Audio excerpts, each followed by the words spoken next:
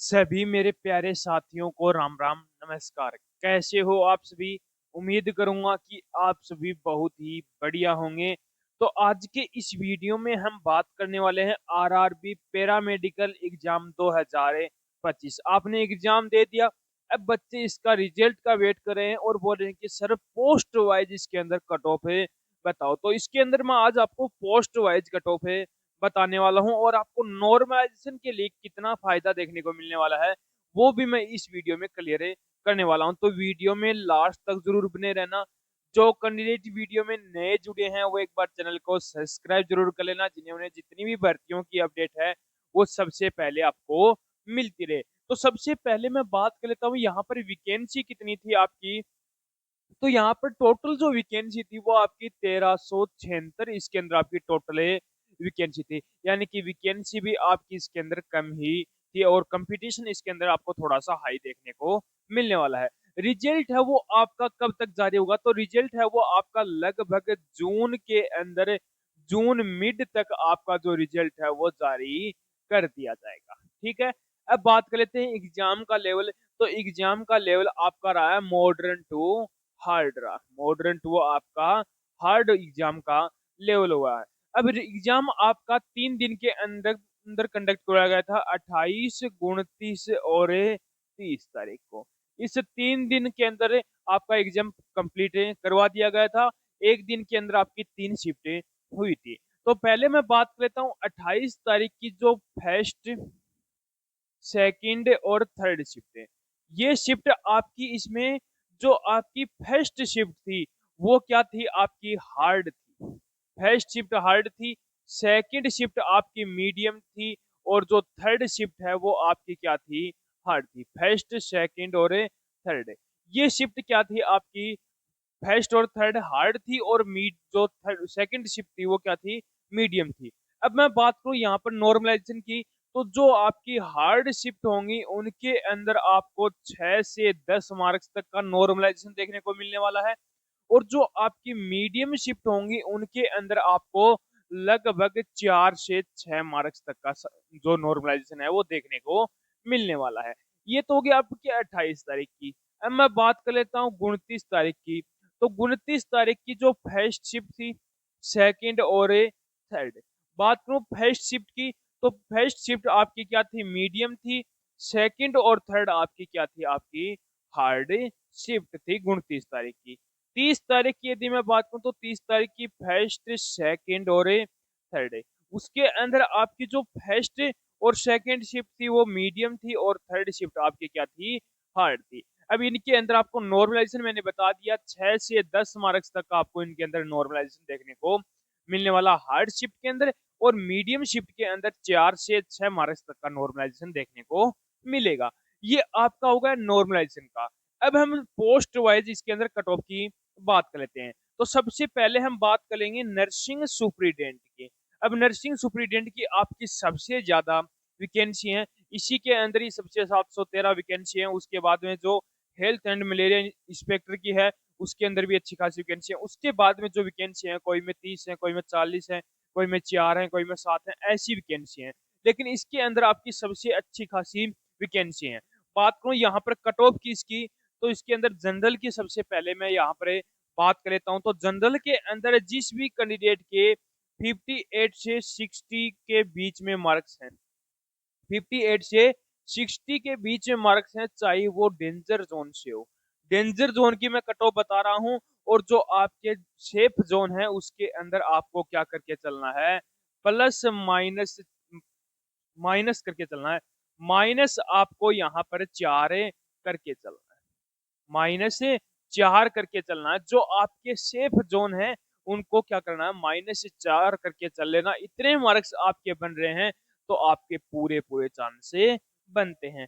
बात करूं OBC candidate की, ओबीसी के लिए जिस भी कैंडिडेट के 54 से 56 के बीच में मार्क्स हैं तो वो कैंडिडेट भी यहाँ पर क्या है? सेफ रहने वाला है। ईडब्ल्यूएस की बात करूं तो 51 से 53 के बीच में मार्क्स हैं तो वो कैंडिडेट भी क्या है? यहाँ पर सेफ रहने वाला है। एससी की बात करूं तो 46 से 49 के बीच में मार्क्स हैं तो उसके भी पूरे पूरे चांस बनते हैं। एसटी की अपनी 40 से 44 के बीच में। ये अपनी हो गई कौन किसकी, नर्सिंग सुपरिटेंडेंट की।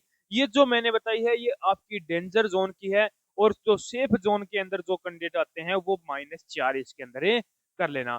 अब नर्सिंग सुपरिटेंडेंट के जो भी कैंडिडेट हैं, चाहे कोई भी स्टेट से हो, वो एक बार कमेंट बॉक्स में कमेंट जरूर करना उनके कितने मार्क्स हैं, और अपने स्टेट का नाम आपको लिखना है। अब उसके बाद में अगली जो पोस्ट है वो है, अगली है अपनी हेल्थ एंड मलेरिया इंस्पेक्टर की पोस्ट है, जिसके अंदर आपकी जो टोटल जो वैकेंसी है वो क्या है, 126 है, यानी कि आपकी ठीक ठाक इसके अंदर भी वैकेंसी है।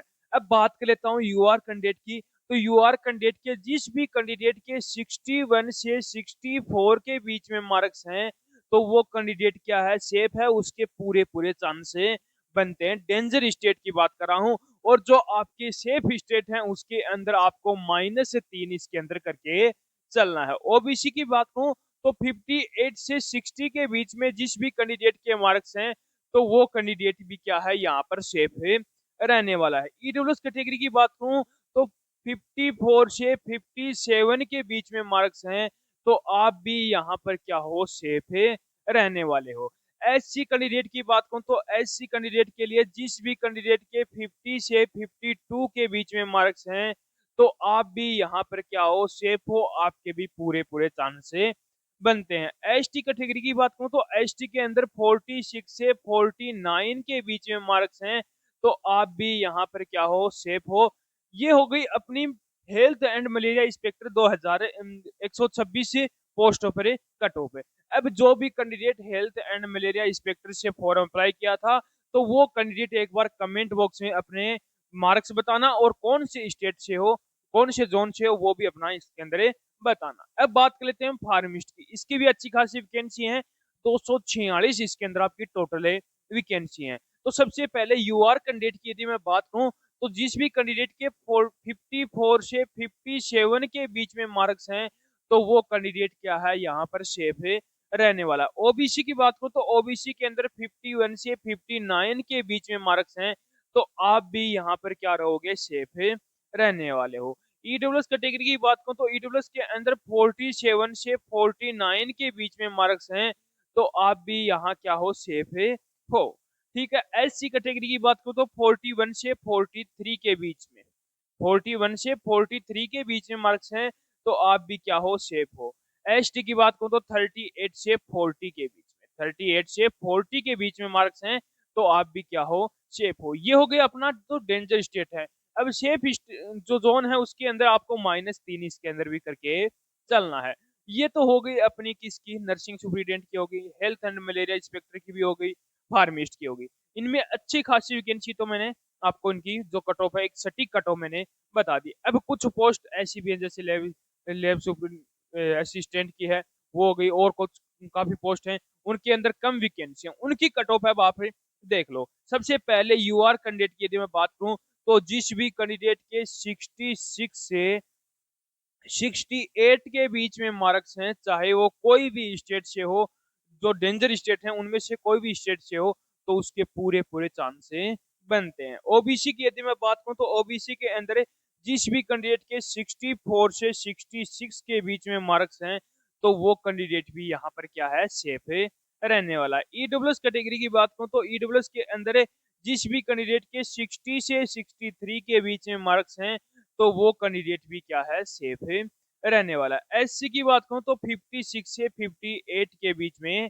जिस भी कैंडिडेट के मार्क्स हैं, तो वो भी क्या है, यहाँ पर सेफ रहने वाला। उसके बाद में एसटी की यदि मैं बात करूं तो एसटी के अंदर भी आपकी 52 से 54 के बीच में मार्क्स हैं, तो आप भी क्या हो, यहाँ पर सेफ हो। ये होगी अपनी डेंजर स्टेट की।